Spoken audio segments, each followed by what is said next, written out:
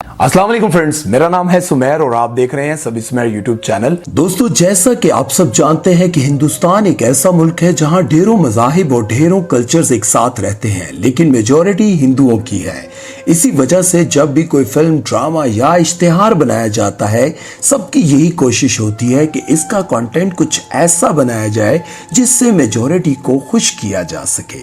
और इसी चक्कर में वो अक्सर मुसलमानों का दिल दुखा बैठते हैं, कभी मुसलमानों को आतंकवादी साबित करके और कभी उस कश्मीर की आजादी का मजाक उड़ा के जिसकी आवाम सालों से खून के आंसू रो रही है। तो आज मैं आपको कुछ ऐसे ही एड्स के बारे में बताऊंगा जिनको इनके कंट्रोवर्शियल कंटेंट की वजह से शदीद तनकीद का सामना करना पड़ा और इनमें से कई के खिलाफ बहुत सख्त एहतजाज भी किया गया और गवर्नमेंट को तंग आकर इनमें से कुछ को बैन भी करना पड़ा। तो मजीद आगे बढ़ने से पहले आप सब दोस्तों से गुजारिश है कि हमारे चैनल को सब्सक्राइब कर दें और बेल आइकन पर क्लिक करना हरगिज मत भूलिएगा।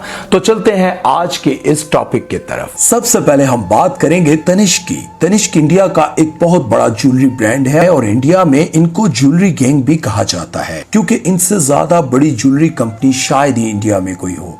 ये अक्सर बड़े बड़े एक्टर्स को हायर करके इश्तिहारात बनाते रहते हैं और जहां कुछ इश्तिहारात को पसंद किया जाता है, वहां कुछ को कड़ी तनकीद का सामना भी करना पड़ता है। अभी रिसेंटली तनिष्क ने एक ऐसा ऐड बनाया है जिसको कड़ी तनकीद का सामना करना पड़ा और लोगों ने इसे देखकर काफी शोर मचाया। ऐड में दिखाया गया है कि एक मुसलमान घराना है जिसमें बहू हिंदू है और वो अपनी बहू की गोद भराई की रस्म की खुशी खुशी तैयारी कर रहे हैं और खास तौर पर इस बात पर जोर दिया गया है कि शादी के बाद भी बहू हिंदू है और इसका शौहर मुसलमान। लोगों ने ये ऐड देखकर काफी ववेला मचा दिया और कहने लगे कि तनिष्क ने हिंदू मुस्लिम शादी को आम करने की कोशिश की है, जबकि इस्लाम में तो एक हिंदू और मुसलमान का निकाह तो जायज ही नहीं। कड़ी तनकीद के बाद तनिष्क को इस ऐड को हर जगह से हटाना पड़ा।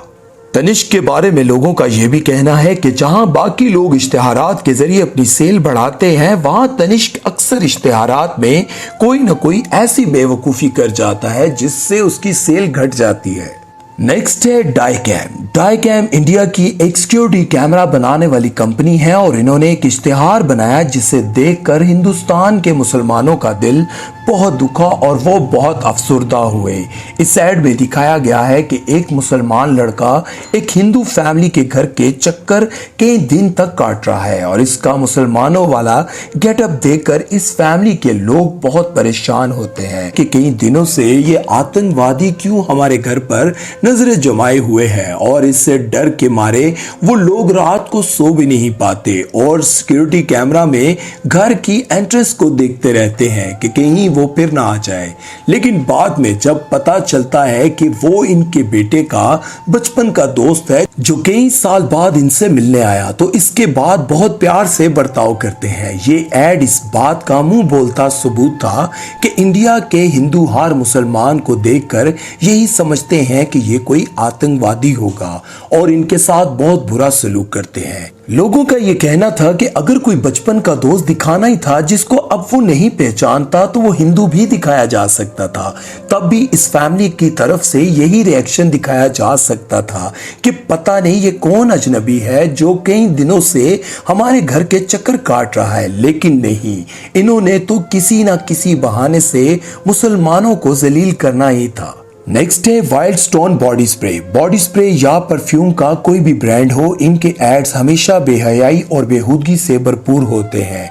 वाइल्ड स्टोन के ऐड में दिखाया गया बंगाल में दुर्गा पूजा चल रही है और इसी दौरान एक बंगाली शादीशुदा खातून एक ऐसे लड़के से टकराती है जिसने वाइल्ड स्टोन बॉडी स्प्रे लगाया होता है। इस लड़के से टकराते ही इसकी खुशबू खातून पर ऐसा असर करती है कि वो अपने हवास खो बैठती है और फिर ख्यालों ही ख्यालों में कुछ ऐसे सीन्स दिखाए जाते हैं जिनके बारे में मैं बात नहीं कर सकता। लेकिन जैसे कि आप सब जानते हैं कि इंडियन टीवी पर वल्गैरिटी काफी आम है और इस तरह के एड्स भी बिला रुकावट चलते रहते हैं और कोई एतराज भी नहीं करता। लेकिन इस एड में जिस तरह बंगाली खवातीन को टारगेट किया गया, इस पर बंगालियों ने बहुत शोर किया और इनका कहना था कि बैकग्राउंड में हमारी मुकद्दस पूजा को दिखाकर और खुसूसन शादीशुदा बंगाली खवातीन खवातीन को बद किरदार दिखाकर इन्होंने बहुत बड़ी ज्यादती की और शदीद रद्द-ए-अमल की वजह से इस एड को इंडियन टीवी से बैन कर दिया गया। नेक्स्ट है सर्फ एक्सेल। अभी चंद दिन पहले ही होली के त्योहार के मौके पर सर्फ एक्सेल ने एक ऐड बनाया जिसमें दिखाया गया कि हिंदू बच्चे गुब्बारों में रंग भरकर हर राह गुजर को मारकर होली मना रहे हैं, लेकिन एक मुसलमान बच्चा जो जुम्मे की नमाज के लिए तैयार हुआ होता है और वो नहीं चाहता कि इसके कपड़े गंदे हों, वो अपनी हिंदू दोस्त से मदद मांगता है। फिर वो बच्ची बाहर जाकर सबको कहती है कि मुझ पर फोड़ लो जितने गुब्बारे फोड़ने हैं, और यूं जब तमाम गुब्बारे और रंग खत्म हो जाते हैं तो वो मुसलमान बच्चा खुशी खुशी नमाज पढ़ने चला जाता है।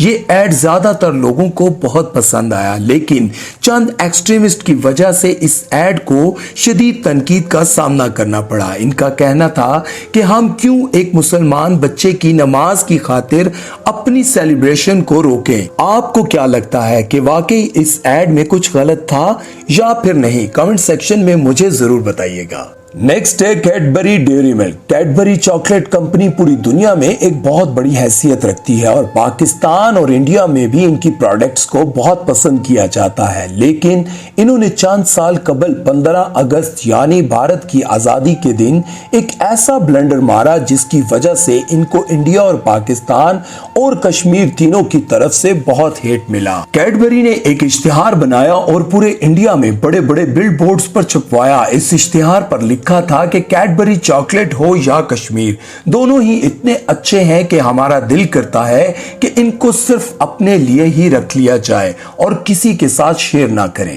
अब कश्मीर जैसे सेंसिटिव इशू को इस तरह मजाक में किसी इश्तिहार का हिस्सा बनाना सबको सख्त नापसंद आया, और खुसूसन कश्मीरी जो इंडिया में कई साल से बर्बरियत का निशाना बन रहे हैं, इनको तो ये ऐड देखकर बहुत दुख हुआ और इन्होंने कैडबरी के खिलाफ आवाज उठाई।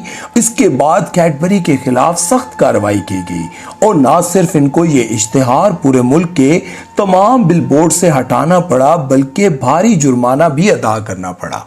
दोस्तों, मुझे ये बात समझ में नहीं आती कि आखिर पूरी दुनिया में फिल्म्स, ड्रामा और एड्स मुसलमानों के खिलाफ ही क्यों बनाए जाते हैं, जबकि पाकिस्तान वाहिद एक ऐसा मुल्क है जहां पर कभी भी किसी फिल्म या फिर ड्रामे को किसी भी मजहब से जोड़ा नहीं जाता और ना ही किसी एड को।